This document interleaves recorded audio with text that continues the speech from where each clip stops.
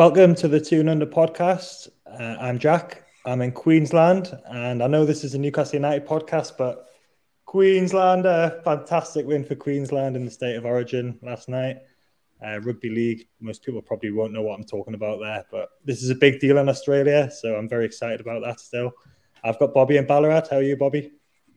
Good, Jack, good. It's a big deal in the northern part of Australia, mate. Down here in the south, we couldn't give a stuff. So all you care about is bloody Aussie rules, isn't it? Yeah, the egg chasing, mate. That's all we like. In fairness, that's good as well, but you can't beat that elite level sport of Origin is absolutely ridiculous. And we were just talking off air to our guest today about State of Origin. So we've got Seb Stafford-Bloor of Tifo Football and The Athletic. Welcome, Seb. How are you? I'm very well, guys. Thanks very much for having me on. No worries. You can vouch for the quality of State of Origin, can't you? We were just talking off air there. Yeah, love it. It's my favourite sporting event of the year. It's I watch all three tests, and I tell you what it is. We didn't actually get to this on the or off air, but it's the intensity of it. It's just the emotion of it, and just obviously, like I think yesterday's game was a little bit of an outlier in terms of its intensity, and it was special even within the Origin context. But it's just great sport, great theatre. It's just fabulous. Well, there was 3 players that had been stretchered off injured after 2 minutes yesterday, so that pretty much sums up what the intensity was at the beginning. So yeah, it's been a big deal, and it's just fantastic sport. So we could talk about that all day, but we are here to talk about Newcastle United. But before we get into that, Seb, can you just give listeners and viewers a bit of an intro into Tifo Football?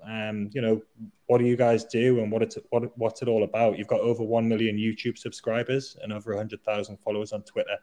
So what do you do? What's it all about? Well, I suppose what we hope to do is to be a kind of to combine sort of covering the game in a sort of a newsy way with the occasional sort of explainer video on sort of geopolitical issues maybe, or complex goings on in the game, rule changes. Football is obviously evolving at quite a pace, and there's many big weighty issues that affect it. So we hope to be a kind of a source for people with those issues. During the kind of the 2 transfer windows, we do a series called Sensible Transfers, which is it's supposed to be fun, and it's supposed to be a kind of put the recruiting hat on, and if you confront a team's various needs and deficiencies and try and fill them as best we can, and it's supposed to be with a sort of a dose of realism. It wouldn't be like a teenager cheating on Football Manager with infinite money and that kind of stuff. But we tried to kind of try and simulate some kind of real world environment within it, and then see what we come up with. And some fans are happy, some are not. But then, it's a part of it is always like, we propose things, and it's good to hear what other people think, and to kind of know, I like this guy, and that's it's very much it very much began life as a kind of an open-ended conversation, but it's obviously grown into kind of something of itself. But it was actually created by our boss Joe Devine, who's kind of head of TFO Football, and came up with the original sort of concept of what the channel does, and it's great to see how people enjoy it. It's really lovely, actually. It's very very very kind of affirming. Yeah, those sensible transfers become a cheat code for Football Manager for me. So I tend to watch them all and go, oh yeah, I'll have a look at him. So but there's a reverse of that, Bobby, though, which is like, if we propose someone who isn't very good on Football Manager, we hear about that too. So you get blamed for like ruining people's saves and stuff, which is the less fun side of that equation. I was watching your video about the Qatar World Cup before. The obscene amount of visitors that they've got to try and squeeze into a minimal amount of hotel rooms is one of the things. But you were also talking about photovoltaic panels, and I was just wondering, how does a football writer get into that kind of football writing instead of talking about the usual transfer tittle tattle or match reports, things like that? I suppose, that particular video was written by David Goldblatt, the great David Goldblatt, who, if listeners haven't read his books, I really recommend that. I mean, The Ball Is Round is as close as there is to a kind of football Bible, just in terms of the game's history, and it's just an amazing piece of work. The broader answer to the question, though, Jack, is that I suppose you can go one of 2 ways in which you can be the transfer guy, and you can be the kind of the David Ornstein, and be the guy who knows everything that's going on all the time, or you can take an interest in other aspects of it. And I suppose this is the appeal of football, though, isn't it? Because if you depending on what you're interested in, as the game has broadened out, and as we've all become a little bit more broadly focused, so we're interested not just in winning and losing and transfers anymore. Like people sort of have their niches, don't they? They're interested in different leagues and the financial aspects of the game and the politics of it and the governance and these kind of things. So it's really, I suppose, from a coverage perspective, depending on where your enthusiasm lies, there's an avenue for you to mine. And I think kind of certainly what we try to do at Tifo is to do a little bit of everything. And so that's part of our job. Like we don't, because of the mechanics of, so we have a couple of channels. So we have a Tifo Illustrated channel, which is the main one. We have an RL channel, which is RL, obviously in real life. And it's headed up by JJ Bull. And, we've got John McKenzie working there too. And that's very much a kind of read and react situation. But if you're working on an IRL platform, on an illustrated platform, and you've probably got maybe 10 days of lead time to produce a video, you have to be a little bit more circumspect, and you have to pick topics which are a little bit more evergreen and which aren't going to become, as a transfer story might, aren't going to be outdated within 12 hours. Because we'll talk about this later, but certainly around the production of our Newcastle video, we were beset by all kinds of problems because you're trying to juggle what's likely to happen versus what happens at the last minute, which is completely out of your control, which renders certain sections of the video completely obsolete. I hate Hugo Ekitike's agent, and I will do for quite some time. the club. Not for the same reasons that you guys do, but he made our life pretty difficult. And so as a result, I suppose that points you in the direction of trying to do things that, so like our World Cup coverage, before the tournament starts, we've got a whole range of videos which cover the practicalities of the tournament there, some of the ethical discussions around it. These are timeless topics which you cover it in a balanced, reasonable and accurate way, rather than kind of just whichever way the wind's blowing. So I suppose the better answer is just you cover football in this way because in my particular role, you kind of have to. You can't do sort of like, you can't respond to Manchester United's loss at the weekend. You can very, very rarely, I suppose, but you have to broaden it out a little bit. Yeah, and the Athletic has been fantastic for that as well. I think for consumers of football journalism and football news, and I think you can tell that the journalists that write for them just love that what they can do working for the Athletic, because you see the way that a lot of the local papers have gone, and it's not their fault. It's not the fault of the journalists, and it's not the fault of the writers, but they're very, very restricted by what they can actually do and what they can produce. So the Athletic's been fantastic as well. Yeah, well, that's very, very kind for you to say. I mean, I don't have any experience of working for local papers.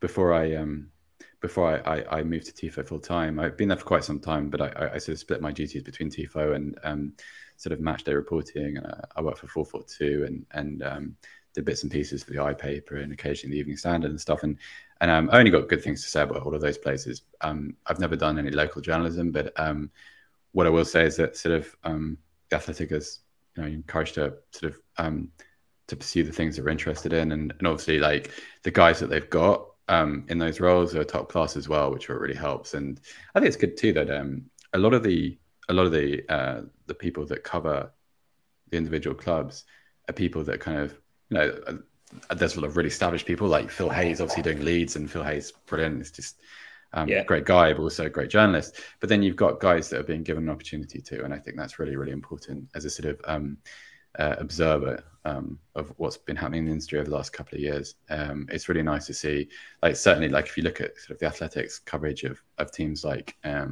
Bournemouth and Brentford, and and the guys doing that, and Southampton, look at sort of Carl Anker's work at the Athletic. I think he's done a brilliant job. He came in as Southampton. He's now covering Man United, but like you see the kind of the breadth of his work and the kind of the different themes. And I think that's a really good, I think it's really healthy. You just see sort of people doing the things that are interested in them rather than sort of, I think the temptation, and I've certainly fallen into this trap, is that you can,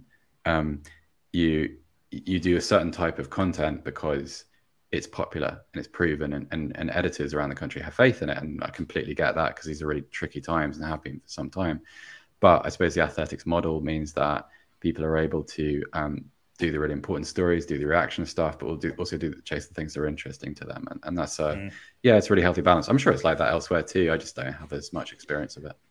Even with fan media, it's funny because we find that if you put the word transfer in a podcast, it blows up. But then if you put your kind of heart and soul into doing something that's really close to your heart, like it sometimes doesn't quite get the uptake. So we kind of get that as well. So the Athletics are a good space to be able to counterbalance that a bit, I think. Yeah, I guess so. I mean, we've had some of that at Tifo too. I mean, obviously on YouTube, things are pretty thumbnail and title sensitive, and no doubt transfers will always be popular. But then at the same time, occasionally we do other things which we know aren't going to be clicked on in quite the same volume. So, for instance, over on the RRL channel last week, we did a really excellent series of videos covering the Women's Euros, and like both kind of the concepts and the editing, but also the content itself and the people we use through it. It's all really great. It's just it doesn't do very well because. Just because it's not ever going to rival, Manchester United's pursuit of Frankie de Jong. Yeah, it's just the way. It's just the way of it. It's just the way of the world, and it's frustrating, I guess. But all you can do is just do the best stuff you can, and if the numbers aren't there, then the numbers aren't there. But you can kind of take solace in the fact that you've done your best work and that people admire it. I suppose that's the way to look at it. I mean, beyond sort of changing the appetites of football fans across the world, which is probably objective beyond me, certainly. But yeah, so we're all living with it, right? So and you have fun doing it, and that's the main thing, really. We love doing this. So and writing about football for a living must be absolutely outstanding. So yeah, I mean, like I don't do the press box stuff anymore. My wife and I moved to Germany a couple of years ago, and I suppose I did just under 5 years of press box stuff. And don't get me wrong, it's a wonderful privilege while you're doing it, and I loved every minute of it. And I was one of those guys that would get to the stadium like 3 hours early and just loved every minute of it. Like I did. I look forward to it. It didn't matter what the game was. I wasn't someone that always wanted to go to the biggest games because I quite liked, like, for instance, if you're going to like Liverpool, Man United, and you're sitting in the press box with like Danny Taylor, Ollie Kay, and Henry Winter, what are you adding to that conversation? Where's your piece factoring into the conversation? It's not, right? Because all these terrific senior guys are going to do a better job than you.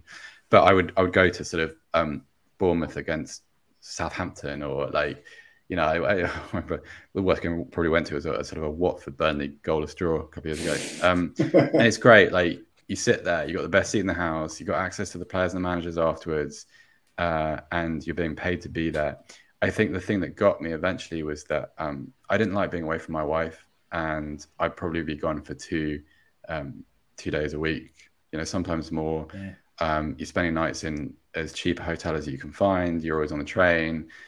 During the winter, it's great, but cold, like, depending on where you are, and you're typing and you can't feel your hands. And I don't know, it was just, I loved it, but it was just enough. And I wanted to, I really love what we do at Tifo, and the chance came along to commit to that full time and to work with a group of people I really like, and kind of my friends too, and it was, yeah, so it was a great experience, but enough for one lifetime, I think.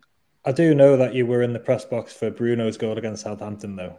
So just before we move on to talk more in depth about Newcastle, what was that like? Well, actually, one of the things that people who haven't been in a press box don't realize is that you don't always have the benefit of replays. So most of the time you do, but some press boxes, not going to throw any clubs under the bus, but some media facilities are better than others. And at Southampton, you tend to have one video screen between two of you, and then you have to kind of lean across somebody to see it sometimes. And I didn't fully realize what he'd done when he did it. So one of the challenges, in writing on the whistle stuff is you see very little of the game, particularly in the second half, because you watch most of the first half and you're writing probably the body of something, a couple of paragraphs, and some may be discarded, some may be used. and then you get to moments which decide games, and often you find yourself writing what you think you've seen rather than maybe what actually did, and you're not party to kind of like when you watch football at home, you guys know this, right? You're watching it, you're seeing a lot of it through the eyes of a commentator and an analyst as well, and a studio panel who are discussing it. So you kind of you have all of those opinions and perspectives blended into your own reaction to something, and that kind of factors into whatever you do and, you know, whatever you take from a game. When you're live, you're just there by yourself. And I was actually sitting next to Chris during that game, yeah, it was I don't know, like I was there to cover, I stepped in at the last minute to cover Southampton, so it really wasn't my focus. Chris was very happy, but I was there to kind of, one of the things that sticks with me is probably, and this is where work comes into it, is I was focused on the fact that Southampton had fallen for the same corner routine 3 times in a row with that big ball across to Dan Burn. Like, I know Dan Burn's like 9 foot tall and he's an obvious target, but it's the ball across and it's the header back. And like, I don't care who you are at Premier League level, you can't just not, right? That can't be. So Newcastle scored once from it and nearly scored another two times, and it all happened within about 15 minutes. And so I was writing about that, and so it wasn't until I was on the way back that I kind of saw what he'd done. And yeah, I think what saves me probably is Bruno's overall performance. He was excellent. He's an absolute monster of a player.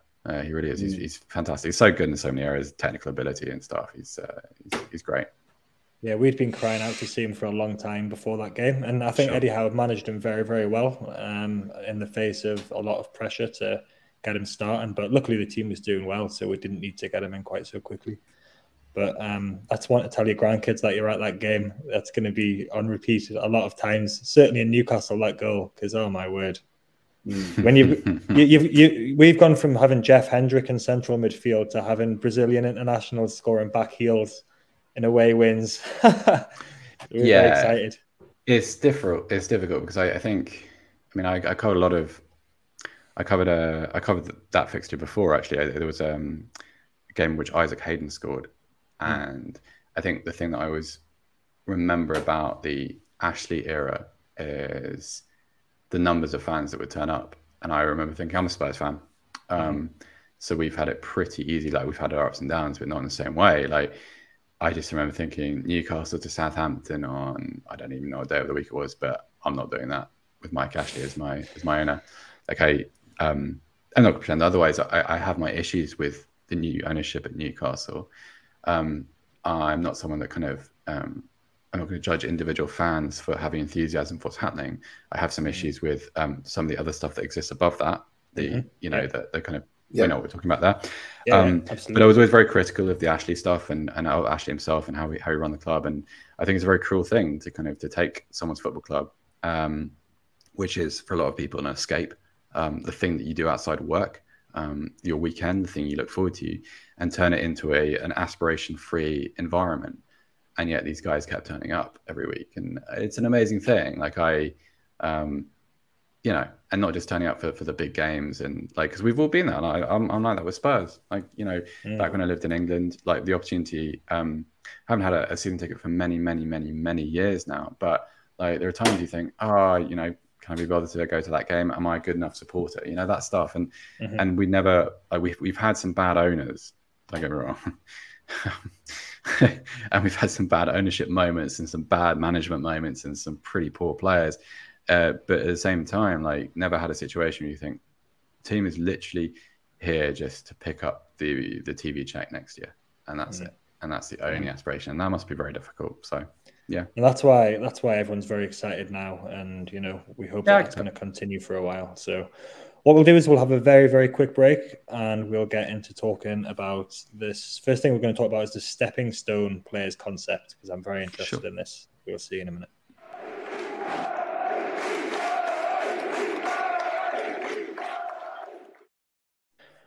All right, Seb. So Tifo Football did a video about stepping stone players, and there was a bit of reference to Manchester City and what they did when they were taken over. But can you just tell us a bit about what this kind of concept is and how it relates to Newcastle at the moment?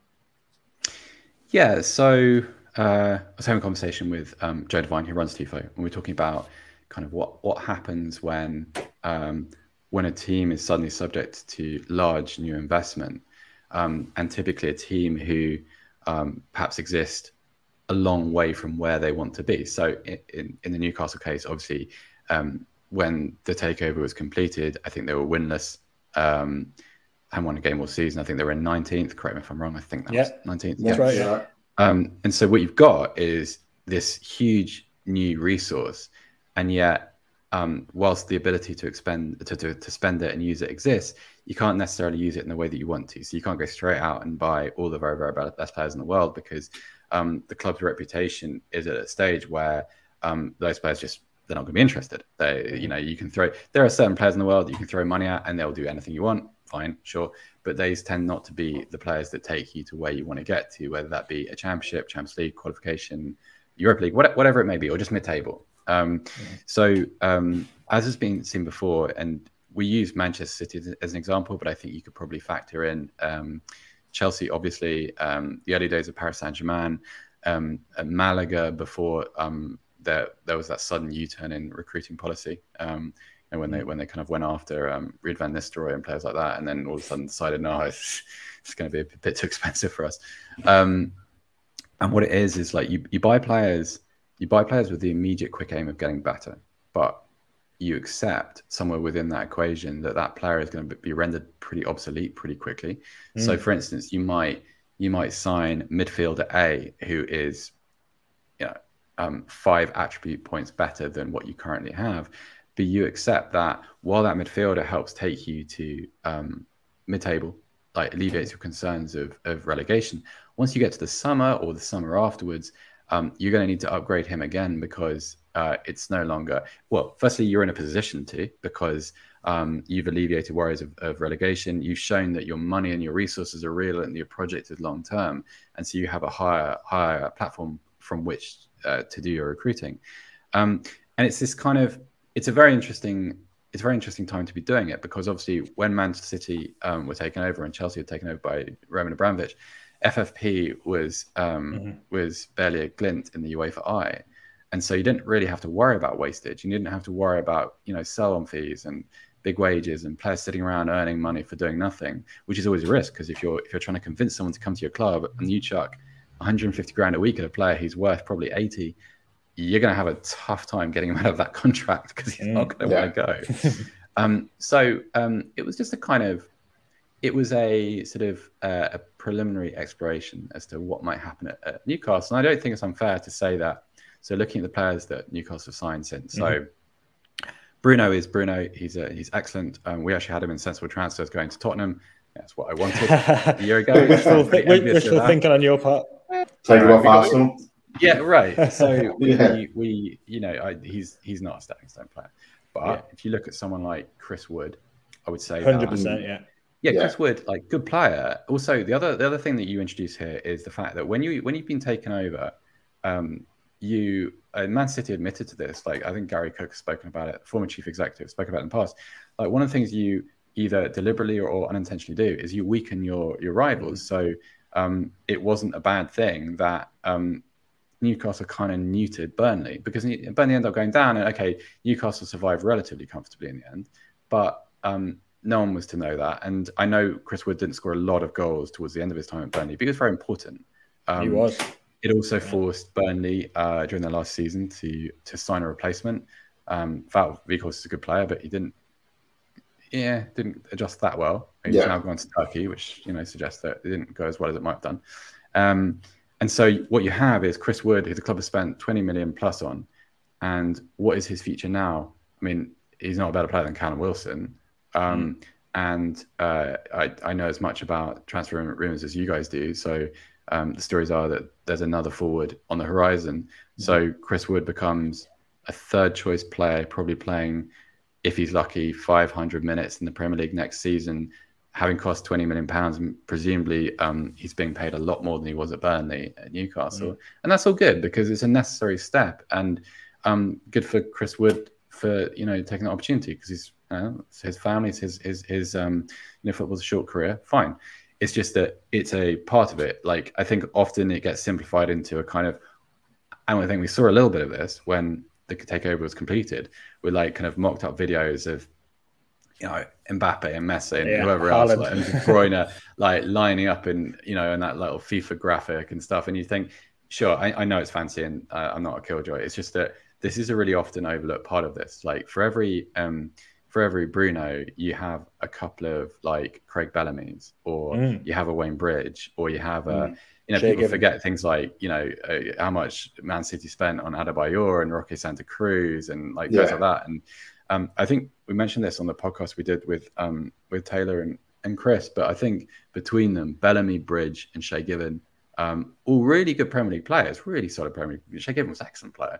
Like between them, played I think around 80 games in total for Man City, and collectively raised about £5 million in sell-on fees when they left. So it's just a part of it, basically. So where do you see like a guy like Kieran Trippier? Is he a stepping stone player, or is he? It's a really good question, Bobby.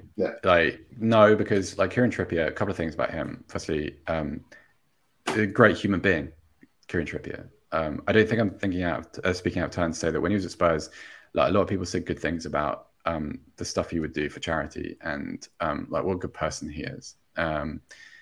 So you signed that guy, but also he's an England international, probably will go to the World Cup.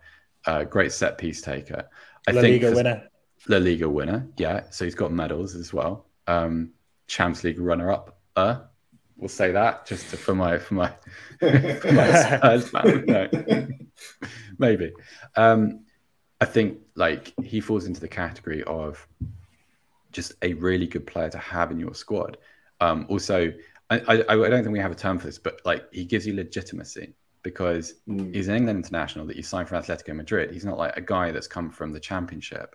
And I think also like one of the other problems that can result, I'm not saying it has done at Newcastle, I have no idea, but sometimes when you have this situation, you can kind of create a two-tier system within your squad. You've got all the guys that were there before and were slogging away under someone like Steve Bruce, you know, which didn't look super fun at times. And then you've got the new guys who come in on new contracts. And so you have like the guys who are marked for the future, and the guys who the club kind of, oh yeah, we've inherited you, but you know, really, can you know, just off you go. And I think the problem there, Bobby, can be that like you need, within that mix, you need people that are pretty experienced. You need like level-headed people. You need guys who have experience of being in different types of squads and who've experienced different things, and preferably are at the stage of career that Kieran Trippier is now. Also, he's just a really good player still. Kieran Trippier, like it took us a while at Spurs to realize how good he was, because like when Kyle Walker was there, wasn't he? This is the problem. So when you compete with Kyle Walker, terrific player, but he's a very obvious kind of fullback. Like he fits the mold of what that player should be. But if you go back and you look at some of Kieran Trippier's best moments at Spurs, and you see like some of the creativity, like I always think of like not just his crossing, but his first time crossing. If you dig it out, there was he played really well in a game at Vicarage Road on New Year's Day in 2017, 16, something like that. There's a couple of balls he delivered for Harry Kane, which just show you exactly how good a technical player Kieran Trippier really is. And he's just someone that, like, he had a bad last year with us, yes, but he just guarantees you something that just stability in that position. He's always in the right place at the right time. His delivery is fairly consistent. His set pieces are good. You can do worse. Do a lot worse. I don't think you need to convince us at all. No, I'm sure. I've never seen a right back boss a game of football before in my life until Kieran Trippier came on the scene. So he's just been phenomenal for us. We flogged you, DeAndre Yedlin. So no, he was all right for us as well. He did all right for us for a while. Was he? Did he? No, mate, he wasn't good. Recontextualize, Jack.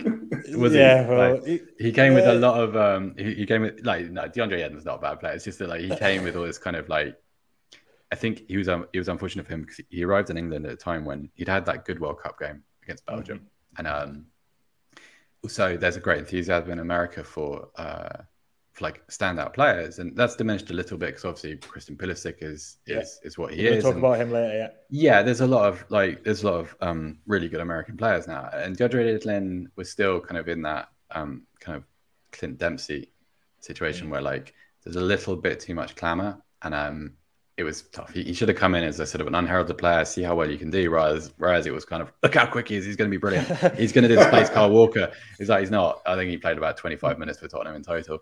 But you're perfectly serviceable Premier League player. I'm only joking, DeAndre Yedlin. It's a tournament effect. I remember when Liverpool signed El Hadji Diouf on the back of the 2002 World Cup. So it's the tournament effect, and everyone gets excited about it. But with the stepping stone thing, so right, Newcastle used to be really sold as a stepping stone club. So that was how, when Mike Ashley was here, that was how we were pitched to signings in a period of time. And I'm thinking about Johan Cabaye and Moussa Sissoko. Yep. So Newcastle were really sold as that. So for me, anyway, when I listened to the podcast you did with Taylor and Chris, I was just thinking how nice it is for the tables to be turned on that. So Newcastle are not a stepping stone club anymore. We can actually go and get stepping stone players. And that's a really, really big deal, because for me, getting quality players like Cabaye and then losing them because you just know that you're going to lose them because they're too good for you is really, really demoralizing. So what you've just described there is kind of a reverse, isn't it? We've flipped that on its head, and now we're going for stepping stone players rather than selling ourselves as a stepping stone club. Is that fair? 100%. Also, I would say to you now, like, if Newcastle was still Newcastle, as in Ashley's Newcastle, and instead of signing for a lot of money, you'd unearth Bruno Guimaraes from Brazil, before he moved to Europe. Despite the fact that he'd only been at the club 6 months, you'd already be connected with him either way now. Like, there would already be, you'd already have gone through a summer of Chelsea might want him, Man United might want him, and like, as a fan, like, because there are until very recently, maybe 3 or 4 clubs to whom that doesn't apply in the Premier League every year. Like, it's like you're not allowed to have nice stuff, isn't it? Because as soon as a player's good, he has to go somewhere else. Just has to go immediately. Yeah. Like, it's one of my bugbears. Just generally, it's like the idea that as soon as a player is good, he has to go and play for Man United, or like something at Man United, or Paris Saint-Germain, or I live in Germany, so it's Bayern Munich. So as soon as what's a good example? Like Jadon Sancho. Like Jadon Sancho had a brilliant chemistry with Erling Haaland in Borussia Dortmund, and yet there came a point where he has to go and play for Manchester United now. Does he though? And I think, like, if you're a fan of one of those big clubs, you don't really care about that. But if you're not used to winning stuff, and if you're just a selling club, which most of our clubs are, unfortunately, it becomes very boring, because it's like you can never have an attachment to a player properly. You can never, because it's almost like you don't really own the players. It's on loan. It's like it's like giving a child a toy, but then taking it away after 6 months because, it's too much fun. So yeah, I completely get that, and that is Newcastle's situation, because, like, fundamentally, like, who's going to financially bully Newcastle now? I mean, the richest club in the world. And we're seeing it now, aren't we? With AC Milan, we've beat them to Botman, so we're bullying powerhouses exactly that. At the moment. Yeah. Exactly that, Bobby. Like, there's no sort of sense of like. Also, the big difference is, like, so say you go back to the Cabaye situation, because I think that's a great example. Like Cabaye, I know he'd won a French title before he came, and I think that was a little bit of a coup at the time, and it reflected a little bit of Premier League myopia. In the sense of that you won a title in France, but who cares, right? But Johan Cabaye could have signed for probably 18 of 20 Premier League teams and done very well. And yet the pitch to him is, you're coming over so that you can earn your move to Paris Saint-Germain in a couple of years' time, or somewhere else. And I get it, because that was really, if you were a Newcastle employee rather than owner, what else are you going to do? What, you're going to say that things aren't as they seem? That, like, no, we've got loads of ambition. Well, all someone has to do is look at the teams you're fielding in the cups, or look at where you're finishing the league, or look at what happens when you haven't got enough players and you still don't really reinforce in January, or you don't spend until relegation either becomes, unfortunately, a certainty, or something which has to be avoided at all costs. Like, you can't trick agents of players, and especially with a player like that, because presumably Newcastle weren't, maybe in England, but I don't think Newcastle would have been Johan Cabaye's only option in Europe when he left France the first time. So I get it. It's no, like I mean what I say, like there are very few clubs that aren't in that situation. Like a lot of clubs have a situation where you have this kind of double-edged, it's not even double-edged sword, it's like I'm not sure, there isn't really a word for it, but like if you want to have good players, you have to recruit them at such a young point that you have to endure their first couple of seasons, which are a little bit rubbish or are up and down and they have difficulty with their conditioning or the adjustment. And then at the point where they become credible and the point where they start to contribute to your team's journey towards a destination, they're taken away because, you know, that has to be the way. And then the money has to be reinvested and you go back to the 18-year-old and you go through it again. And it's like a game of snakes and ladders, just there aren't many ladders. So I get it. I've looked kind of enviously at Spurs for quite a long time, and Newcastle and Spurs were pretty equal when Mike Ashley came. But then Spurs have had Michael Carrick, they've had Berbatov, so they both went to Man United, and then Modric and Bale. 4 players, 4 real top class players who Spurs just couldn't keep hold of for long enough. Yep. Would you say that Spurs at that time, it's just the reality of football, isn't it? They weren't exactly a stepping stone club. They weren't selling themselves as a club where you can come and you'll get a big move. It was just a natural way it happened because they were so good and because of the level Spurs were at. I mean, I think it was a couple of things. Like, I think Spurs had an advantage recruiting-wise because they always had London.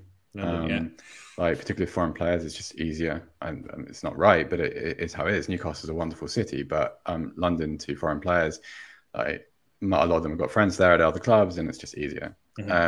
Spurs at the time, I think there were, like, I think one of the problems was that you had these players, and like a lot of those teams were on the cusp of doing things which were important. So that Michael Carrick's last season at Spurs, like, you know, they might have finished in the Champions League places, but they don't. So off he goes to Man United. Modric, Berbatov, Bale, like, the problem is that, like, I don't know how, when you try, when a player starts performing at a certain level, you know that it doesn't matter what the club do, they're going. Like, so I remember if you talk to certain Tottenham fans about that night at Inter Milan, Inter, the first game, not the one that they won, but the one which they were 4-0 down and they came back to 4-3. Like, a lot of fans recall that as a bittersweet moment because it was great, but you knew he was gone. As soon as that happened, it was over because Spurs' level wasn't, you know, they were in the Champions League, but they were kind of like a visitor because they were never going to spend to consolidate their position in the way that you have to do. And that trend continued for a long time, well into the Pochettino era too. And so it's very difficult. Like, you don't, I'm not even sure how you rationalize it, because I just think you just accept it as life, as a fan of a club that's not part of the kind of the elite. It's very difficult though, because like you have some of your best moments. Like Luka Modric is probably the best footballer I've ever seen live. Not in terms of like the kind of the Thierry Henry, like that kind of thing, in being so overwhelming. I just mean the basics, like touch, passing, awareness. Like Modric, intelligence, it's just ridiculous footballer. Off the charts, you just because there's the thing. I think you appreciate a lot of that on TV. But he was there at a time when I was going to a lot of games, and God, it's just such a privilege. And Berbatov the same. Like, Berbatov's first touch, like every now and again, he'd pull out to one of the touch lines, and the ball would just drop at his feet. And I always remember that because of the very distinct noise the crowd used to make when he'd do that. Just like the noise of inhalation. Yeah, because it's not celebration, it's not goal, it's not excitement. It's just like, that is a footballer, right? But then you kind of know deep down that kind of player won't be yours for very long, and you just make your peace with it and pretend otherwise for a while. Like, it's like if you were in a relationship and deep down you knew the other person didn't really love you, but it wasn't like day to day, not a good thing to confront. You just you just carried on with it. Yeah, right. Never had that problem, mate. Never had that problem. Well, I was thinking about Leicester City there as well. So they won the league, so their fans won't care whatsoever about this. But then obviously Mahrez went, Kante went, and then Chilwell. So they've had this kind of steady. They've still got Drinkwater. They've still got Vardy, who almost went to Arsenal at one point. But like, football fans, they won the league. They don't care. They won the FA Cup the season before as well, like season before last. Who cares for them, you know? I suppose Yeah, like the problem for Newcastle was we sold ourselves as a stepping stone club. So the players came, and like Demba Ba came, he came on a free. And the only reason he signed for us is because you got a low release clause, so he could go to Chelsea as soon as they bid 7 million for him, you know. And so it was kind of talking into the past a little bit here, but it's so nice for us. Like that's what really struck me about the stepping stone players. It's just so nice for us for the foot to be the boot to be on the other foot, you know, and to be able to talk to you here about this in the other way is just very it's very progress, good for us. Jack. Like it's like you get the sense that at the end of the season, right, instead of going right, well, who's off, and you know we'll get a little bit worse, and then maybe we'll get back to where we were. Instead, it's like we'll build on what we've done and move forward. And that's like, it doesn't matter which club you support. I think that's a very it's a very seductive situation for everybody. That's what you want as a fan. You just want to keep moving forward. You want to believe in progress. Well, we've signed someone who isn't called Joe Willock, so that's nice. Yes, indeed. Yes, indeed. 2 transfer windows, we signed players called Joe Willock. So yeah, there you go. But getting on to the sensible transfers then. So can you kind of talk us through this? This was a video that came out on Monday. So can you talk us through like the methodology you had here and the idea about this sensible transfers? Right. So like every video, it's a little bit of a process. So club by club, we just have a big conversation between everybody really at Tifo who's kind of involved in the editorial.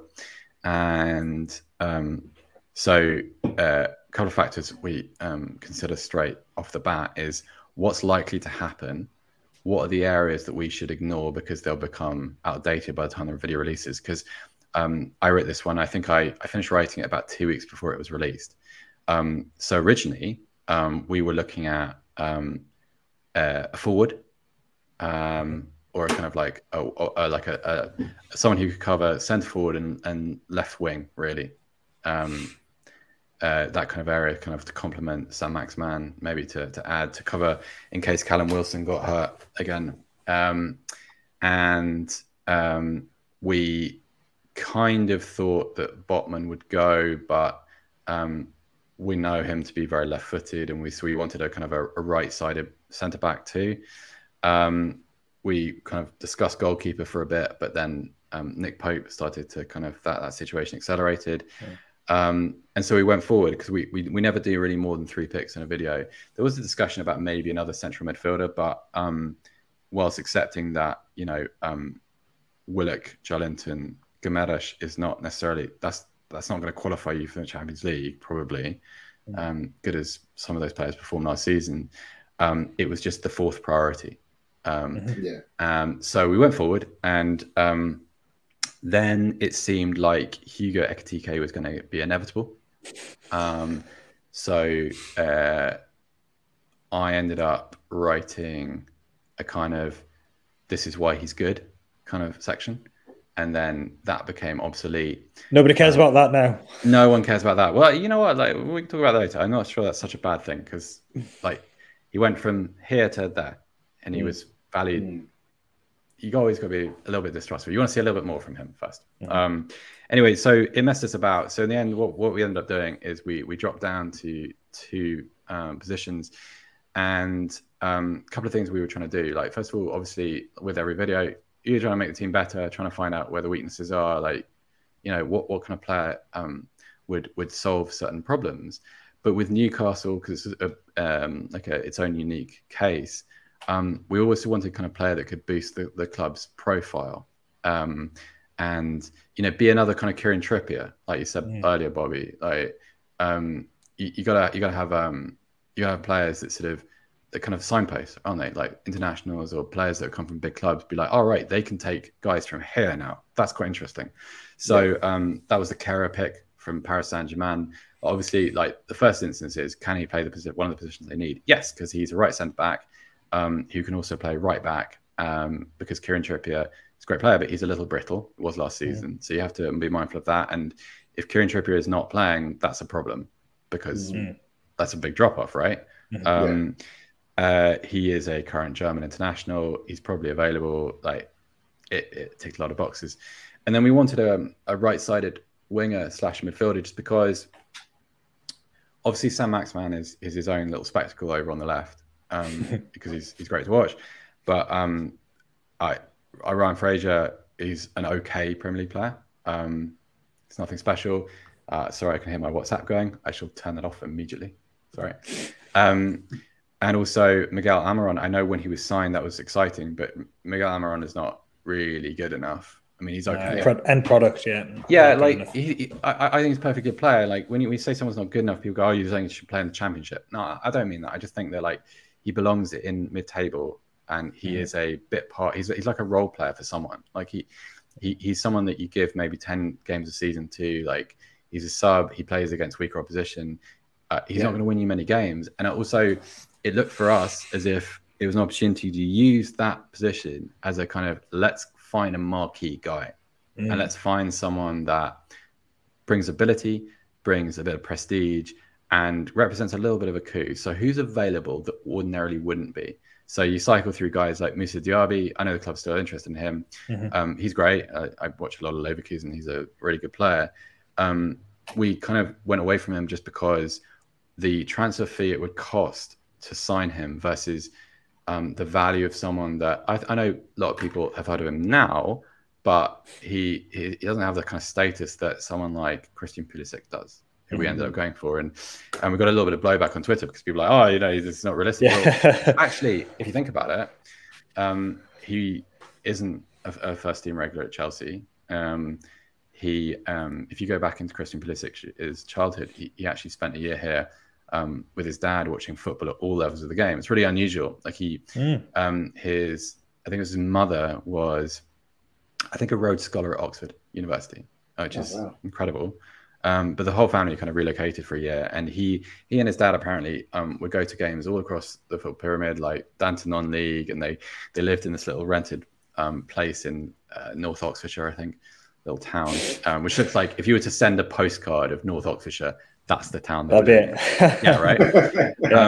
And so you have this guy that's grown up with a love for English football, and he feels like he belongs here, and who also has had a time at Chelsea, who's come with a big transfer fee, hasn't quite delivered, and you still get people saying quite incorrectly, oh, he's not that good. No, he is. He just hasn't had the system to prove it. And so you think there aren't many clubs that Newcastle would sell that kind of player, that Chelsea would sell that kind of player to. There aren't many who could accommodate his salary. I understand the FFP thing, but that's a little bit of a it's a bit of a strange situation at the moment because FFP is obviously being reformed. It's not even FFP anymore. And his wages would be pretty hefty, but Newcastle could afford the transfer fee. And it just felt like put him there and you've got kind of I suppose a totem of what's happening, a statement of ambition. You've just got a guy who he's very much the centerpiece of the US men's national team. So you've got he's the captain, I think, isn't he? This is the thing. I think Tyler Adams is captain. I think. Okay, yeah. Maybe one of the two. I forgive me. I'm sure I'm wrong, but either way, he's used to the adulation of being Mr. Soccer in America.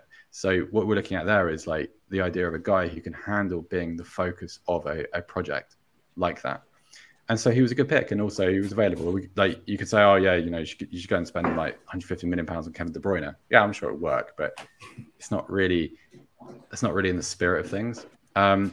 Ideally, if we had our time again, we would distrust Hugo Ekitiké's agent and got sort of angry people going. Everyone knows we need a centre forward, like very sort of rude people, and they're like, okay, but like we don't knock up a video in 12 hours. It doesn't. It takes quite a long time, and beyond a certain point, when one of the things that we have at Tifo is sometimes we know when something's going out that there's not a necessarily issue with them, but like we have a situation where information has become outdated.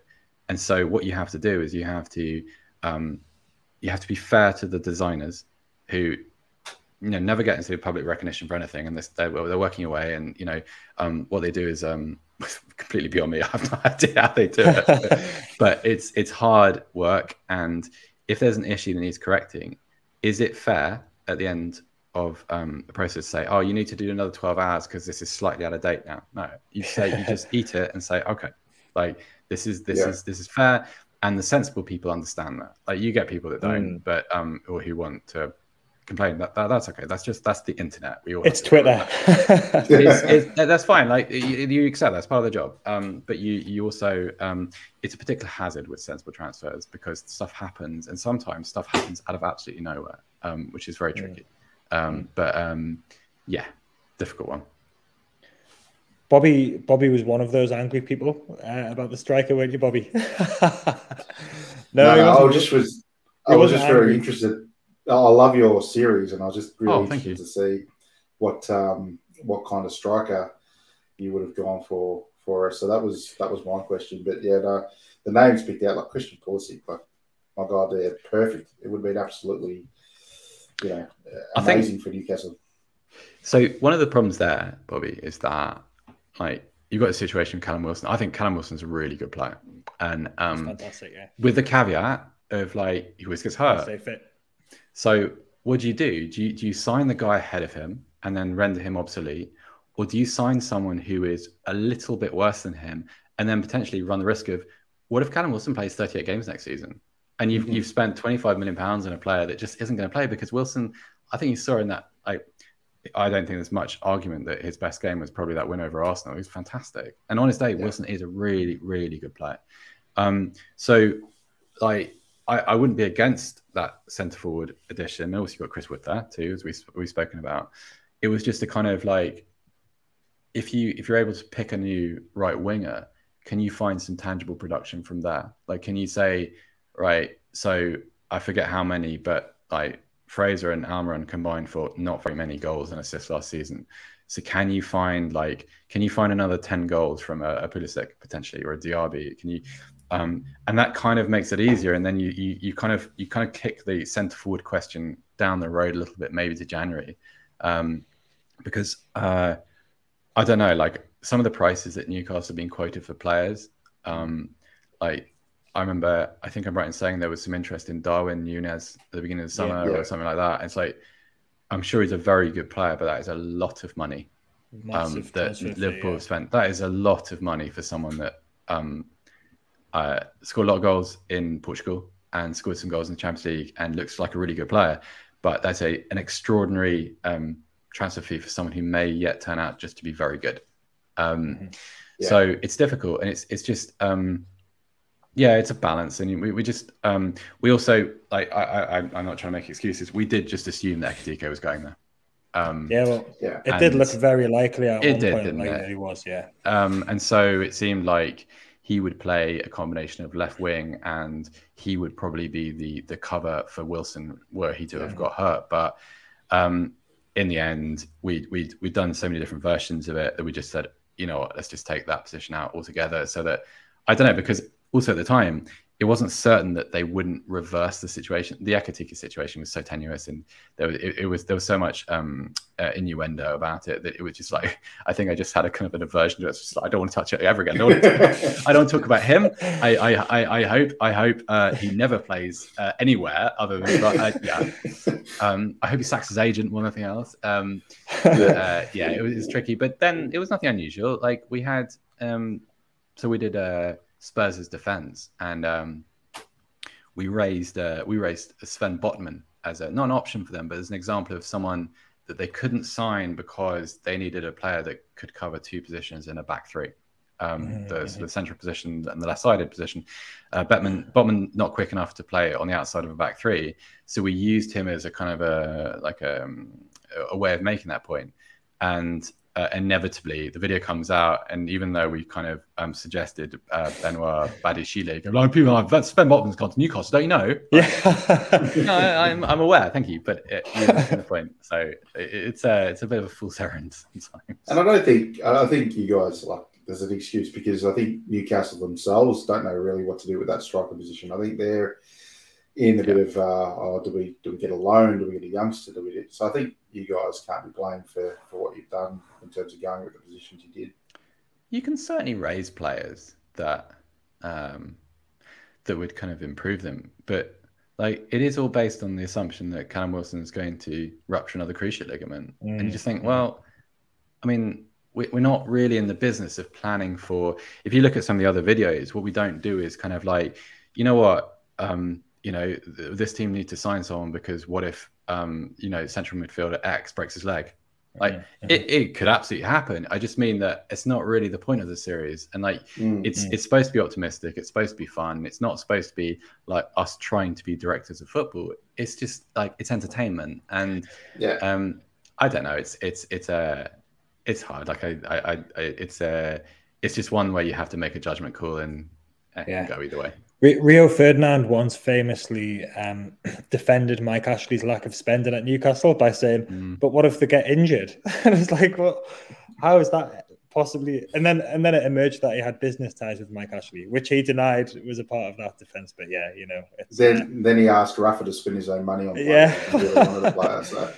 Yeah, that was a weird moment, that the spend his own money on it. Yeah, like I'll be honest, I found all the way through the Ashley era, one of the stranger things was just how rarely Mike Ashley was criticised on television. I found that quite odd. Like if you compare it, for instance, I don't want to keep talking about Spurs, it's very boring of me, but like I'm quite sensitive to some of the criticism of Daniel Levy, not because he doesn't deserve criticism, but it's the tone of it. I think there are quite a few anti-Semitic tropes involved in that, which Tottenham's Jewish club. And like some of the things that are said about Daniel Levy are hugely inappropriate. If you compare the kind of discussion about Daniel Levy's spending habits and, you know, what he likes to recoup with kind of, I mean, the kind of silence around Ashley for a decade, it's kind of extraordinary. And it was also odd that I don't mean Rio Ferdinand, I just mean generally, because I don't live in the UK, I don't have access to British Sky Sports. I listen on German TV, so I don't really hear much of this stuff. But before I left, you just think like, how does this stuff not bubble over? Like Alan Shearer did it occasionally, and he got he was pretty fierce in his criticism, and he was good at it, and absolutely. But given how many shouty opinion people are on those channels, isn't it odd? Like, wasn't that kind of strange? We developed a complex from it because we thought we were wrong. That's basically what was 14 years of being wrong. That's basically what it came down to. So I one of the things I've been watching, like we can drag you back to NRL, but like there's so I watched the NRL 360 program, and there's a guy on that. He has a fierce opinion on everything every day, like everything. Like at the moment, I was watching it on. I was doing my row machine yesterday, and he was talking about the West Tigers being awful at everything and like dysfunction here and like you're not very good at that. I remember thinking, this character exists in all sports, right? This guy who is obviously very well informed and is articulate and interesting to listen to, but you have it on British TV too, and German TV, you have it as well. And yet, like with Mike Ashley, like that person's crosshairs never focused on him. Like, what are you doing? Like, it was odd to me, given the excruciating detail with which, or the kind of the relentless criticism of Paul Pogba, for instance. I know it's a different aspect of the game, but God, was there a weekend that went by without someone slagging Paul Pogba off? It's like he's a give and take player. He can be great, he can be disappointing, but it's like it's not the first player in the history of the game to be that way, right? And yet these bigger issues, the things that really affect fans, and I include things like ticket prices in this, and the way fans are treated outside stadiums, and you know, I think some of the Super League coverage, like there's just a lack of teeth to a lot of it, which is very hard to explain. Mike Ashley plastered his company all over the stadium, and no one cared about that. But and then there's been a lot of criticism about Saudi. Understandably, we get that, but there is definitely kind of something going on there that is, like Bobby said, has given us a little bit of a complex. But with well, the thing about that is that it's difficult. Like, I think when something like that happens in the game, I think you create a couple of straw men.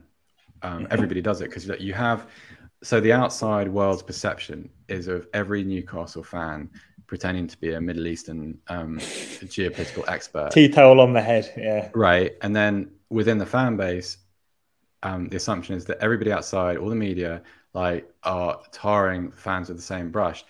There are people that like fit those stereotypes, absolutely, and there are many, many of them. I just think that I think it's okay to draw a distinction between.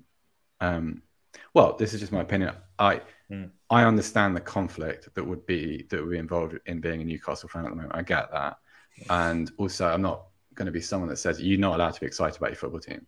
I think where I draw the line, it's just my own belief, is like if you recognise the issue, but that you don't go out of the way to act as an apologist for it. Yeah, I think that's an okay situation, because football fan doesn't have any control over who's controls their football club.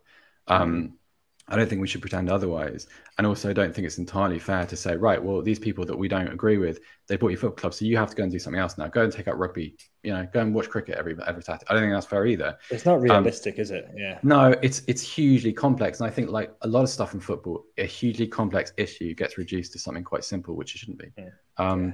I think there are, like, it's always, you know what, Jack, it's always the same. Like, it's always the loudest people that end up creating the cliche and doing everyone a disservice. And you've seen it with Man City too. Like, there's now like every time Man City score a goal, there's a conversation about whether the commentators are excited enough about it.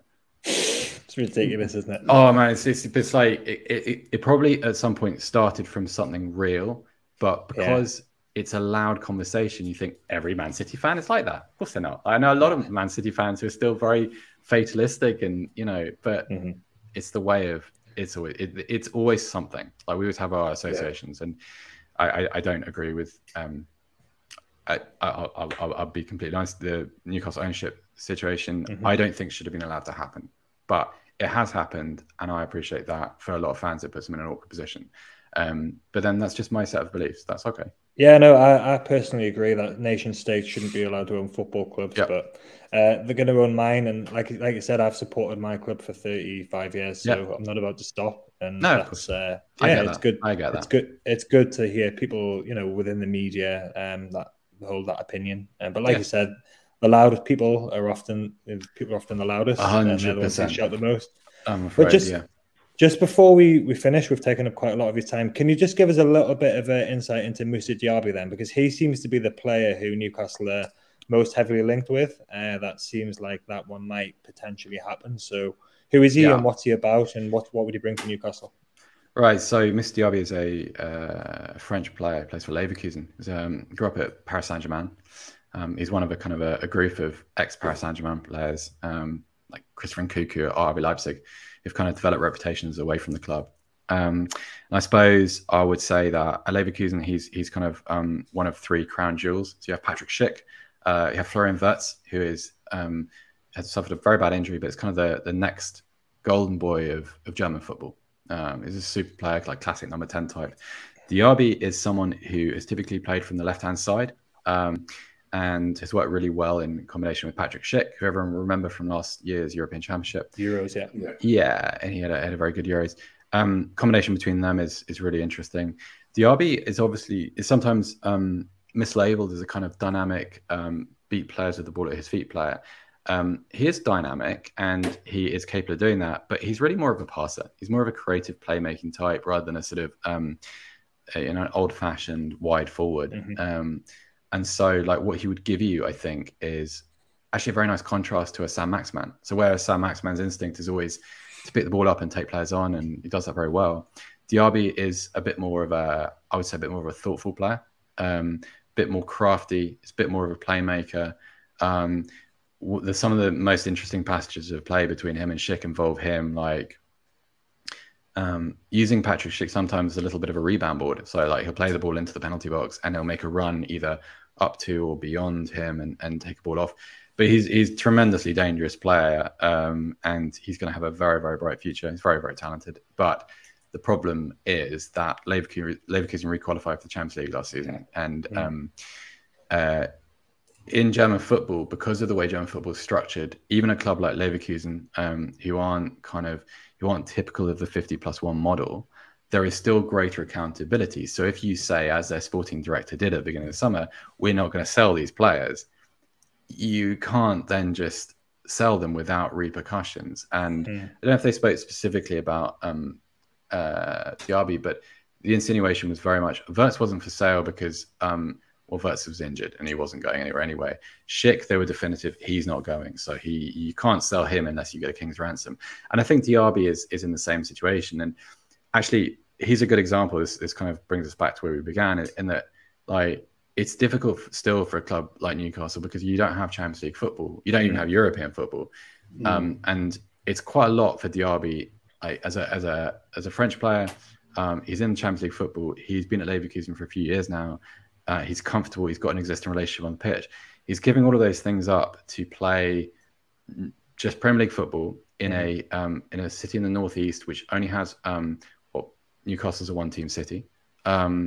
And I don't know whether he has any friends there or whether he knows anybody that's at the club at the moment. I don't think so. Not that I'm aware of anyway. So it's a difficult sell, like, regardless of money, regardless of wages, and regardless of prestige. Like, there's no rush for him to leave Leverkusen. If he were to do so, brilliant player. Although I do prefer him on the left to the right, but that's the only thing. And it's very hard also. I always worry a little bit about a guy who's so young, who would cost probably 60 to 70 million euros, and would break Newcastle's transfer record. That is a lot to bear. And I've always thought he'll end up at Paris Saint-Germain again anyway, just because it would be a surprise to me, given the things that have happened at that club, and the sort of the changing of the recruiting focus, whether they didn't start targeting some of these guys who grew up with them and who were a little bit more reflective of Parisian society. And if you with a Diaby, with an Nkunku, you're creating a kind of an aspirational figure. This is the club where our own players can thrive, and that kind of stuff. And I think that's a pretty big draw for someone like that, I would have thought. I don't know if any of that's true, but that's just my reading of it. So what you need to do now, Seb, is give Dan Ashworth a call and say Christian Pulisic is there and available, mate. So just this is the thing. See, the architect of, like, England DNA and all that stuff, like, he should spend time on the phone with Tifo, with the opinion guys on YouTube. I think Ashworth will muddle by himself without our help. But that's another very good appointment, because I think you got to have a guy. You got to have a guy that represents strategy. You can't just be the problem when you're newly wealthy, I guess, is that a lot of people that have money and access to money and decision makers, not a lot of football intelligence in the building. So Ashworth, I was going to say Manchester United, 100% is exactly right. Like, all the money in the world, but you don't really know how to spend it. So you need an Ashworth because, well, look what he did at Brighton. I mean, the England thing goes under the radar a little bit because he wasn't quite as obvious there. But if you look at what England are, and I know they haven't won anything, but look at what England are technically versus what they were. It's night and day. And Brighton, I think what he achieved there is pretty self-evident. I think the kind of players that went there, still going there now, that's a testament to kind of his impact. And I'm sure over time, Ashworth is not a quick fix guy though. Like, he's a kind of 5-10 year person. So, but very, very good appointment, obviously. And that's what we want. And I think we've said, Bobby, haven't we, that he's going to be the signing of the summer, regardless of who else we end up signing. Yeah, so, absolutely. Seb, I think we've taken up enough of your time on it's been great fun, Thursday afternoon. It's bedtime in Australia. You can go and get some lunch in Hamburg. Absolutely. We'll speak to you soon. Thanks very much. That's been really fantastic for us. Thanks, Seb. Appreciate it. My pleasure, guys. My pleasure. Take care. We'll be back probably next week now for some kind of news roundup update of what's going on at St James's Park, and we will speak to you then. Cheers, guys. See ya.